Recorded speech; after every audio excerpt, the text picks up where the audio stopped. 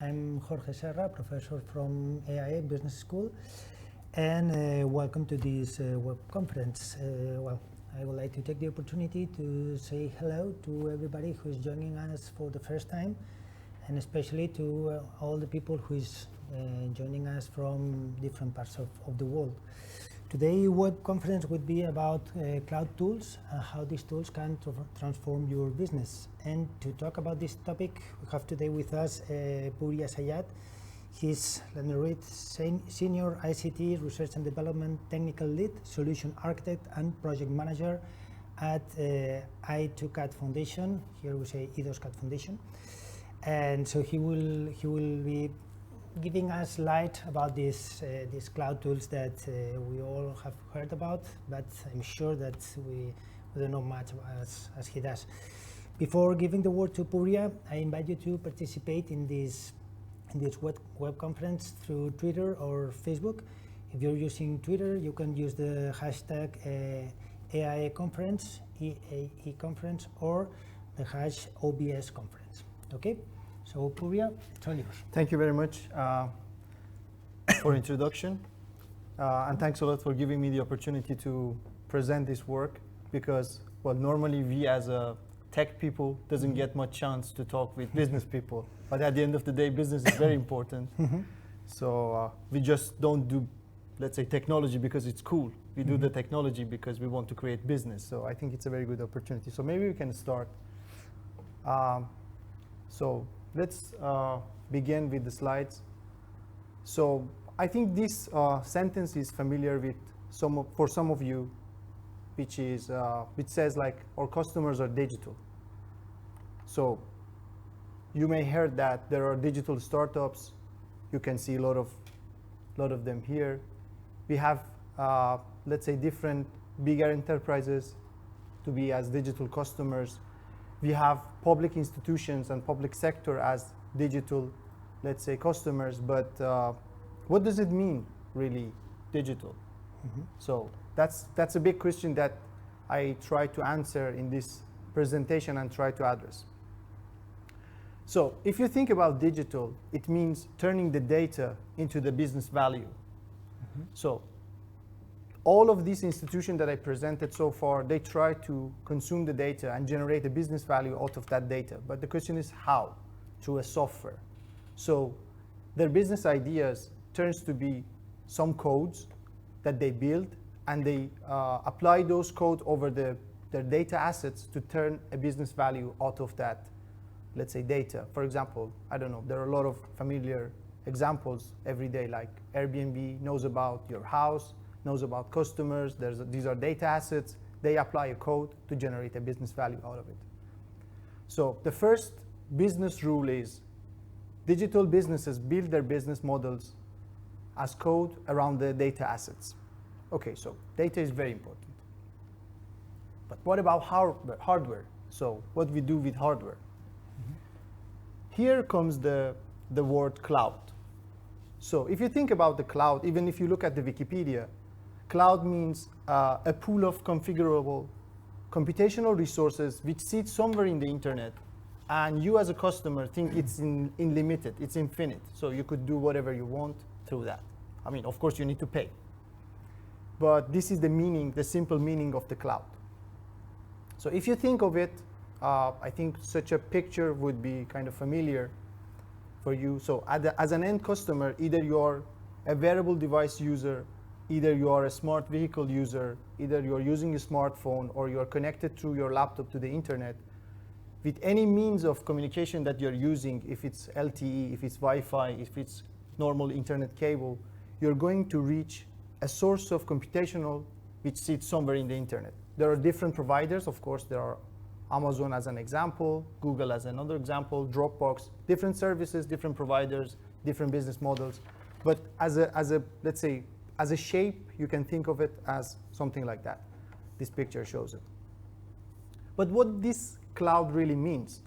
Inside the cloud, basically you have the infrastructure in the lowest layer. So you have the computational resources, you have the storage resources, you have the networking which connects those elements together. On top of that, you have operating system, you have different, let's say, so-called platforms like databases, like queuing technologies, and on top of that, you have applications, which can, let's say, can be offered in different models. So based on that, the cloud providers come up with different business models. They can offer you services as infrastructure as a service, which is IaaS at the bottom of this, let's say, triangle. You can see it. So you as a customer can come and request for an infrastructure from the cloud provider. In another business model, you can ask for OS, you can ask for some part of applications and services and infrastructure for sure to form a platform as a service business models. So you pay for a platform and then on top of that, you build your application. Or you can be an end user which requests a software package. For example, you want a communication system, I don't know, something like a chat, let's say, software, or you have a finance application and you just want to use that finance application through the cloud. So you request the required hardware, you request the required platform and the correct application, and you just use it. So basically, this is the model that today's cloud really work. But for us, what is important, apart from technology, is cloud is available to everyone. So you can reach cloud through the internet, which is available everywhere, and you can buy whatever you request based on those models through the cloud. So then, if the cloud is available, means that the hardware is available to almost everyone. So how the business differentiators would be then? So for people who wants to build digital businesses, the actual idea, the sort of data, and the way that they build the relationship with the customer would means the business differentiator, basically. So apart from hardware, which is available to everyone, you need to find another way to be more effective in the market. So basically, you need to be faster, you need to be better, and you need to be quicker. You need to be faster in bringing up new market ideas. You need to be better to collect data, to analyze it, and to predict the data. You need to be quicker to provide feedback to your customer. That means the real success in the digital world. So the second rule in the business model of digital business is basically you need to apply this quicker, faster, and let's say customer-centric idea into your business. So this is the second rule of the digital business. But what is the bottleneck? So if we know these rules, if the hardware is available, if we can generate ideas, so where is the bottleneck? One of the bottlenecks that the Amazon Web Service provided as, let's say, one of the important bottlenecks, and they try to solve, is the monolithic development life cycle of applications. So you have a bunch of developers working on an application, and they just built a let's say, monolithic application all together as a box. Let's say you can see it in this picture. So the application, in order to be developed, goes through few steps. It builds, it tested, and then there is a release. But this is a complicated process, and at the end of the day, the application comes very slowly. So how we can improve that? One way is to change the architecture of building an application. So instead of building an application as a whole, you can build the application in a way which is service-oriented, which is single-purpose, which is connected through APIs and highly decoupled. So what does it mean? I mean, I know it may sound a bit technical, but to put it simple, a lot. To put it simple, I brought this, let's say, real-life example, which is a grape. Mm-hmm. So instead of thinking about the fruit as a whole, you can think of it as a grape. So each of these grain of the grape is a service by itself. It works alone, and it's very complete service by itself. But then through the roots of the grape, it's been connected to another service. And as a whole system, it provides you the fruit that you know as grape. So this is the real meaning of microservices. So some small pieces that they work together, they can correctly connect together, and all to all, end to end, they deliver what you know as that application. So having said that, instead of building the services in the way you used to build before as a blocks, you could build them in a microservice, let's say, mindset. You break it down, you build it up, you connect it correctly as a pieces of puzzle, and at the end of the day, you deliver the full picture. This is an important change.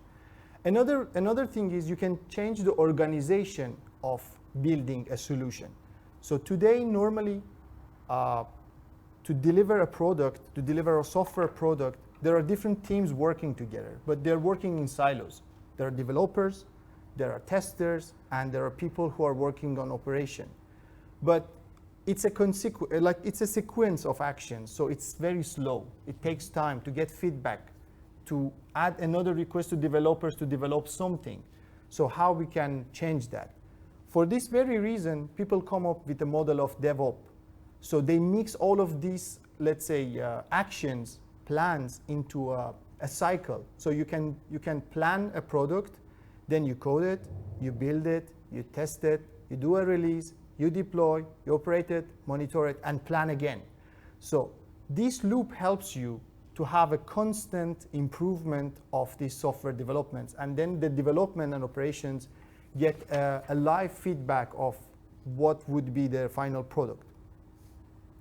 So all in all, you will build up something like that, which is a big change compared to the picture we saw before. So there is a group of developers working in smaller teams, developing a service, doing all the, let's say, delivery pipeline requirements. So they build, they test, they release their services, and these services come together, attached to each other, and they deliver at the end of the day the app you were looking for.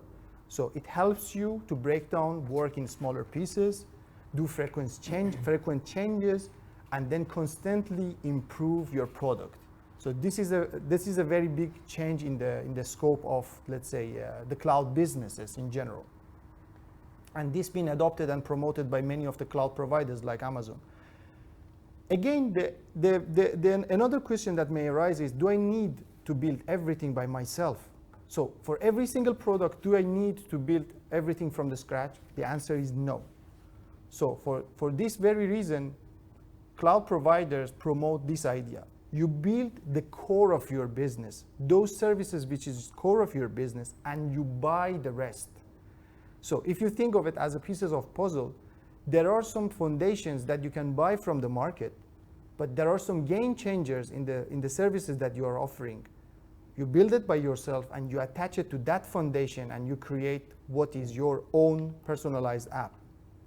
For this very reason, for example, Amazon provides this marketplace idea. So you can see in this marketplace there are different services are offered. Application, let's say security applications are offered, different infrastructures are offered, different database solutions are offered. So depends on your choice. You can build this foundation, and on top of that, you can add your own core idea and change, let's say, a simple foundation to a specific product of your own. Okay, so we can add this as a new rule in the successful digital business.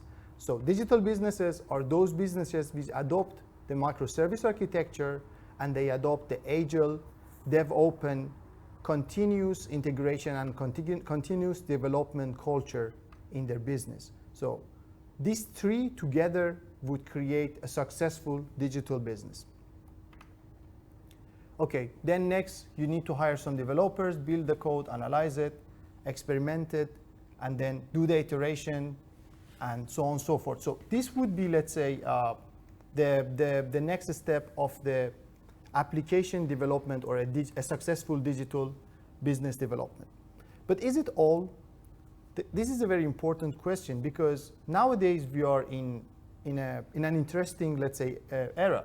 We are in some years that we are seeing the change of telecommunication systems from 4G to 5G, and we are foreseeing more connectivity, more ubiquity in the connectivity, and merging of different concepts together to generate something, let's say, which will change the face of world forever. So what does it mean, and how does it affect this business model of digital markets? So basically, what 5G promotes is, maybe through this picture, which is coming from Barcelona. I mean, it's interesting. We are in Barcelona, and Barcelona is promoting itself as a 5G city.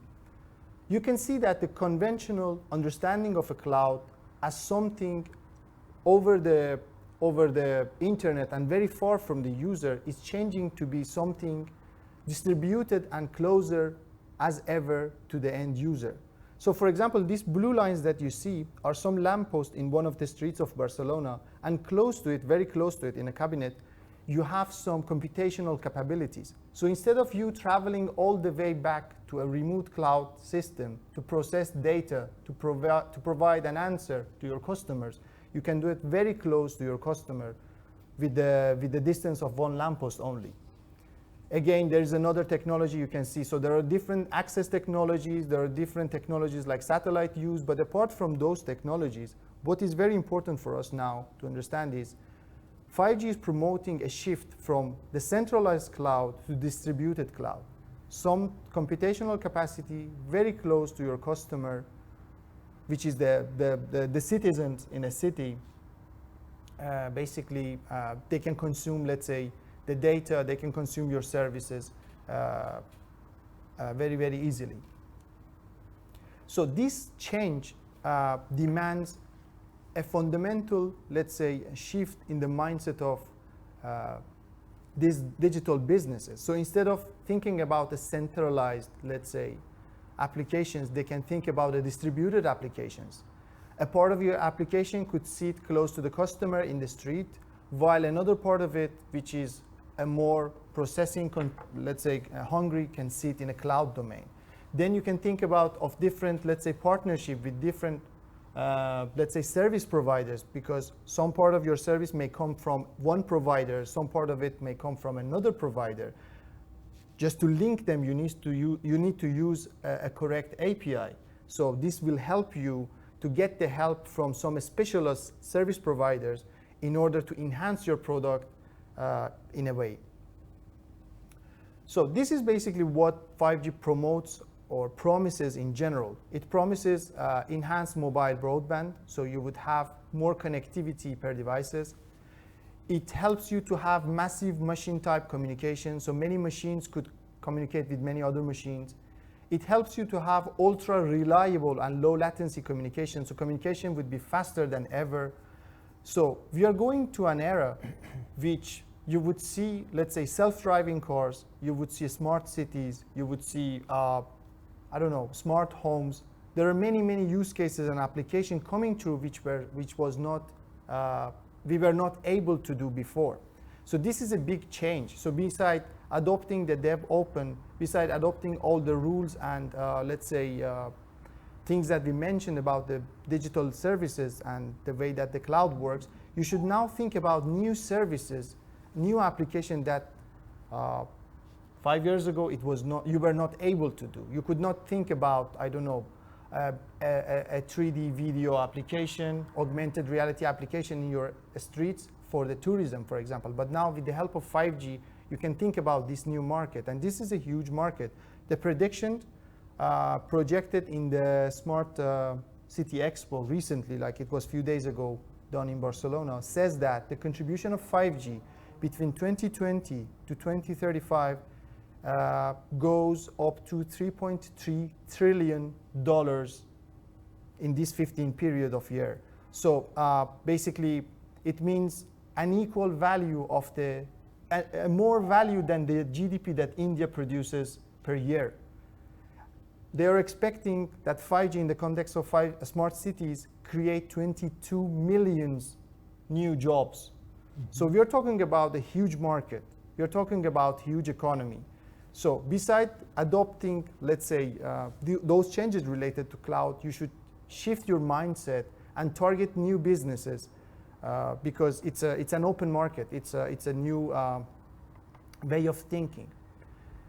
And also, 5G changes the interaction between different stakeholders. So in the 5G ecosystem, instead of having conventional stakeholders, you have new stakeholders playing together in order to deliver something functional at the end of the day. You have policymakers, you have a standardization organization, end users play a role. There are different industries involved. There are so-called vertical businesses involved, which will derive, let's say, the 5G needs. So all of these, let's say, players need to work together, need to come up, let's say, with an agreement in order to deliver a successful digital market, a successful digital business in the 5G era. So basically the message here is, beside the shift in the technology you will do, you need to do a let's say mindset shift in your business in order to capture all the stakeholders required in order to deliver something good in the 5G era. So, like any other business, what is very important is when you are thinking about new businesses, you think about business viability, you think about technology feasibility, and you think about the desirability of your product. So when you think about these stakeholders and this technology coming together, for having a successful, let's say, innovation which 5G promotes, you need to think about business, desirability of the humans, like end customers, and technology possibility of your service in order to develop something good. Okay, so just as an example, over the 5G Barcelona, which is a real citywide field trial lab deployed and promoted in Barcelona, now we are targeting different new applications which was not before possible. For example, we are promoting remote media productions. So there is a group of people working together to enhance, let's say, the way that you enjoy, let's say, the media production using the 5G capabilities. One another, let's say, important use case would be the connected cars. So now we are talking about, let's say, autonomous driving cars and the cars that who can drive over the city. Tesla promotes it. I don't know, there are many car manufacturers promote these type of new cars, but for sure it needs a new and better, let's say, telecom and cloud infrastructure behind it to make it possible.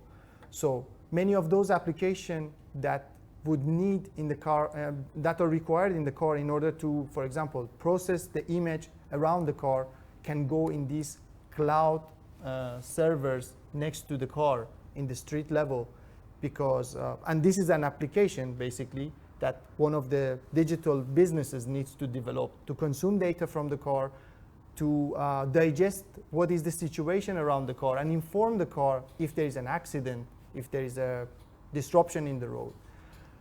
So we are targeting also the future of transportation, having a connectivity on the trains, but not normal connectivity for having, let's say, media services on board, emergency calls on board, so on and so forth. So I'm sure you're suffered already having traveling over the, let's say, high-speed train or plane and lose the connectivity. One of the 5G targets or this new paradigm of connectivity is to make you able to be connected from your phone through the aircrafts, through the high-speed trains. E-health would be another use case. There are many partners working together to provide better services for people to survive, let's say, longer and be healthier, and so on and so forth. So there are a lot of examples that the digital business people could think about, could position themselves and create partnerships. So this partnership could be business-to-business partnership, like the example that I provide. So for example, you could be a solution provider targeting some small services that goes along with some other services to deliver a bigger application. So instead of thinking about a big picture, you could be just this grain of grape that goes in the full picture of the grape in order to deliver the whole grape. Or if you are a big industry, if you are capable enough, you can think about, let's say, picking different parts of this grape and build it as a whole. But 5G or this new cloud technology makes it possible for you to better understand, to better position yourself in this big market. And then this is a projection of, let's say, the different sectors which 5G will enable, or this new cloud environment will enable. So as you can see, they're expecting to have around $1.3 trillion US dollar globally out of the 5G enabled industry digitalization services. So basically, as you can see, energy is a big sector. So with this new paradigm, with this new, let's say, shift in the cloud system, having them more close to the energy utilities, you can think about new services that could help saving energy, which compose around 90% of this overall, let's say, 1.3 trillion market contribution. Industry, manufacturing is another one. So we can enhance the efficiency of our products using this technology, because maybe we can detect the defect of the product line sooner and respond to it easier. Public safety is another important area to focus. Nowadays we have a lot of issues, so this technology, this shift, this paradigm shift in the understanding of cloud, in the understanding of telecom communication would help us to provide safer cities, and then public transportation, so on and so forth. So expectation says that by year 2035, so within 15 years after the launch of 5G for real, because the target is to have 5G by 2020, it is expected to have the quality of life indicators improve by 30%. So in the future smart cities, by improvement done in this sector, we are expecting globally 30% better life quality for our citizens. 30%. 30. Yeah. So we are thinking about having safer cities, efficient cities, less carbon, let's say, dioxide footprint, better educations. So many other, let's say, topics. Just to give you some more information, for example, in the automation, in the automotive sector, there is around. So if I remember it correctly, today annually we have around 25,000 fatal accidents in Europe, or accidents, car accidents in Europe. So 5G with automotive, let's say, technology targets to reduce this number much higher, much lower, basically to make citizens. To protect the vulnerable road users and reduce the number of fatal accidents, because we don't want to lose our citizens' life. And all of this comes thanks to this better, let's say, telecom technology in the sense of access. So you have better wireless technologies, better wired technologies, plus this shift in the cloud. So instead of having centralized cloud, now you have mobile edge computing technologies which are very close to the end users and makes it possible to benefit from all of these, let's say, advantages. So that's more or less what I wanted to talk about. I don't know if you have any question. For sure you have some questions to ask our audience. Yeah, sure. Well, thank you very much, Purya, and thank you, because I think that such a complicated issue, you've used really plain words, and I'm not an expert at all, and I almost understood everything you said. So that's very good. I think your first goal is good. Just to summarize a little bit, I've just written down some sentences. Yeah. First one, I like the first one that you said. Digital means turning data into business value through software. Yeah. I think the issue of giving value is very important, because sometimes we forget about that. Yes. We start doing things and that do not provide value, and I think it's really interesting. I also like that the cloud is available for everyone. Yes. I don't know how. I mean, sure it's available for me, but for me the cloud is something very, well, not that strange now, but for me it sounds a bit strange. So I'm happy to know that it's also available for me and for everybody in the audience. Yeah. I also like the idea that the digital businesses differentiate themselves through ideas, data, and customer relationships. Exactly. And above all, I liked the issue of customer relationships. Yes. I'm a marketing professor, and for me, customer centricity is key. Very important. And I'm glad to hear someone so technical like you talking about customers and stating the importance of building relationships with customers. Of course. I think it's really important.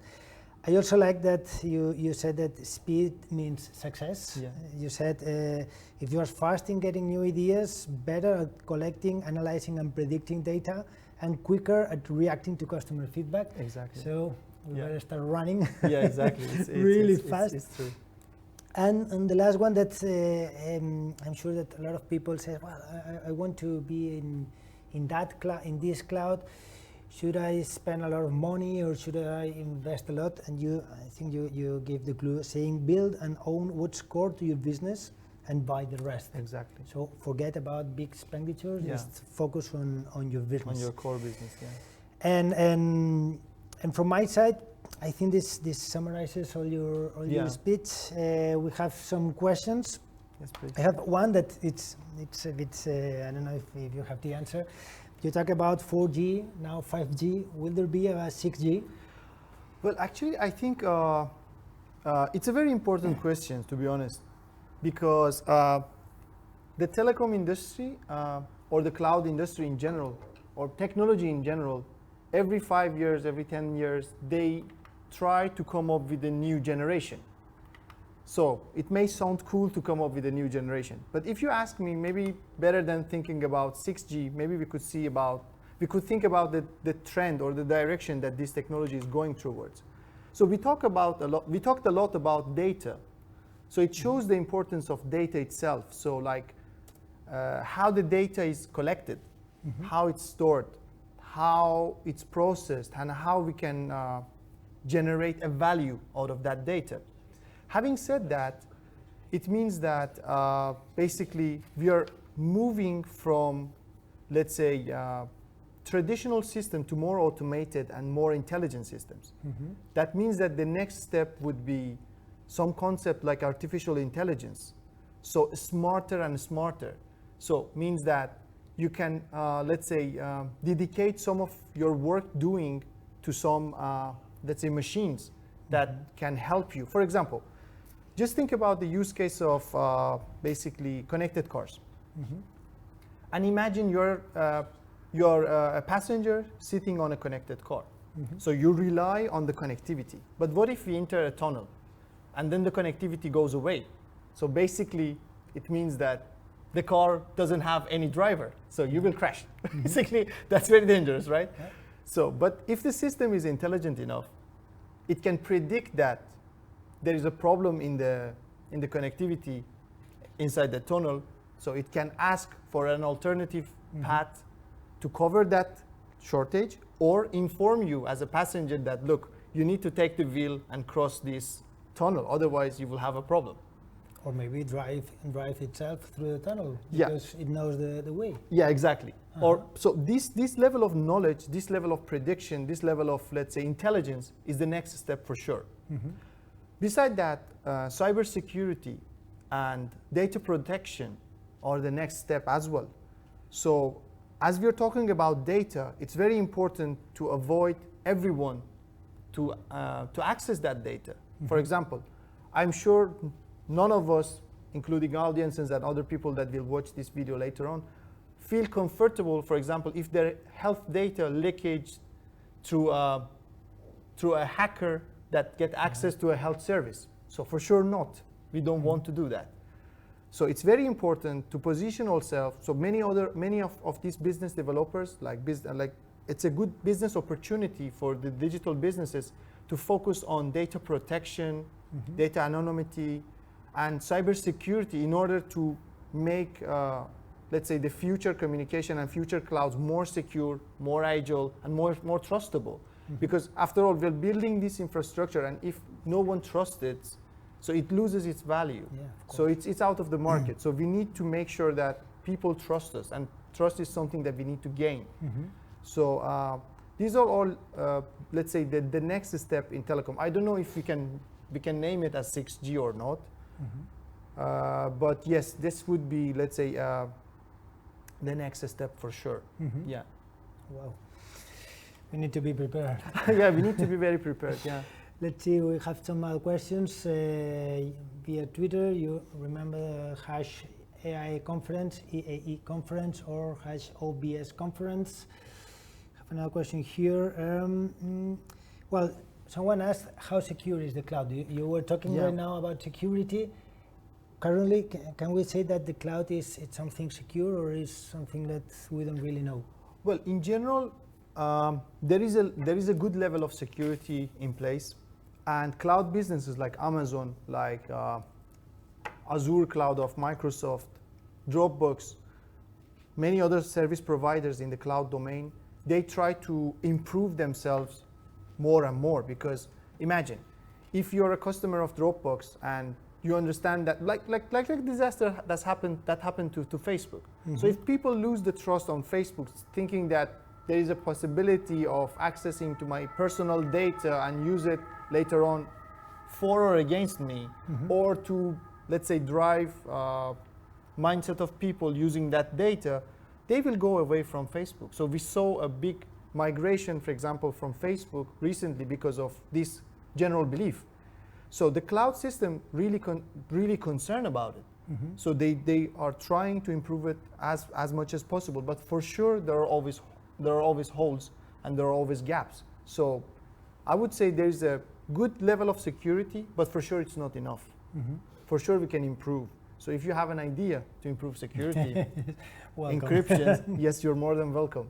And it's a very big market. Mm-hmm. I'm sure that if an innovative idea could provide a high level of security, for sure, Or maybe blockchain or something like that. blockchain could be Mm-hmm. a good, let's say, solution.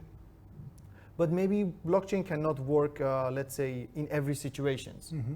So depends on the situation. Yes, blockchain could help, but maybe there are some. But blockchain came because of the trust issue.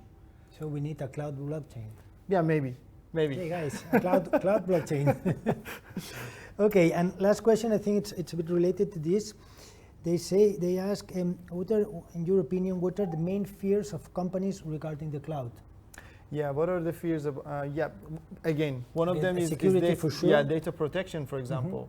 So imagine, depends. I mean, even like individuals doesn't trust to put everything on the cloud. So imagine you're, I don't know, you're a bank or you're a Federal Reserve of United States. Yeah. So you don't put your data on the cloud unless you're very sure about it, right? So trust is a very important issue for sure. Sorry, I forgot the main fears of companies regarding the cloud. Yeah, I think Security the is main one, maybe cost, maybe. Well, it depends on the business. Depends on the business because many cloud providers try to be cheap. Mhm. They even try to offer you free services. So, for example, to get 2 gigabytes from Dropbox, you pay nothing. Yeah. So it comes for free. But the question is like how they generate money out of it. So they build a business model that for the end customers, this comes for free, but at the back end, they're generating money. So one of the trust issue that if you are obsessed about trust issue, maybe you should think about this business model. Because at the end of the day, they own your data. You don't know where this exists, right? And how they consume it at the end of the day. So it's just like depositing your money in the bank. So you see an account, you see a number in your account, but you don't know where is the money for real. Money, yeah. So the same You can't happens touch to the same happens to your data. So when you deposit it somewhere, it's there and it will remain there forever because there are multiple copies because they want to keep. They don't want to lose your data. So they do copies. They keep duplication of your data. So how they use it, how they generate money out of it, I don't know. We can study. We can. But for the moment, Guys, I think another idea. yeah. I mean, building these business models would be a very good idea. So if you could come up with something that helps the cloud systems to provide with more free, let's say, spaces to the end customer while generating revenue out of it in the back end, it's a very important point. And well, I think it's related to the business school. So to think about the cloud, how they can generate revenue and how let's say they could be profitable. Great, Buria, it's been a pleasure. Thank you my very pleasure. much Thanks for a lot. sharing your knowledge Thanks a lot. with us. Thanks a lot. Pleasure is mine. And for you all, in a few days, we will send you an email with the link of this webinar, just in case you want to see it again. And hope to see you again in our next webinar. Goodbye, and thank you for your attention. Bye.